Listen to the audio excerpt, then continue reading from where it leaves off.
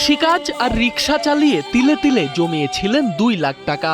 স্বপ্ন ছিল সেই টাকা দিয়ে মেয়েদের বিয়ে দেবেন, সংসারের জরুরি খরচ মেটাবেন। কিন্তু আলমারি খুলতেই যেন ভেঙে চুরমার হয়ে গেল সব স্বপ্ন। ইঁদুর আর উইপোকা মিলে টুকরো টুকরো করে ফেলেছে তার সঞ্চয়ের সবটুকু অর্থ। ঘটনাটি গাইবান্ধার সুন্দরগঞ্জ উপজেলার। জানা গেছে, দীর্ঘদিন ধরে কৃষিকাজ করে জীবিকা নির্বাহ করছিলেন তোফাজ্জল হোসেন।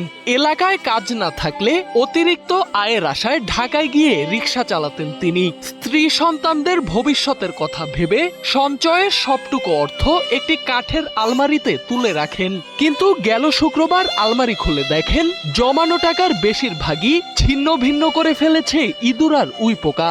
জীবন অবাক না করলে কে করবে? 28% মিল্ক ফ্যাটের অবাক করার সাথে ফ্রেশ মিল্ক পাউডার। জীবন অবাক করুক প্রতিদিন। নিজ চোখে এমন দৃশ্য দেখে কান্নায় ভেঙে পড়েন তোফাজ্জল।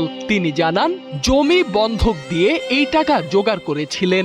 এখন তার একটাই আকুতি, নষ্ট হয়ে যাওয়া নোটগুলো বদলে তাকে যেন নতুন টাকা ফিরিয়ে দেয় সরকার।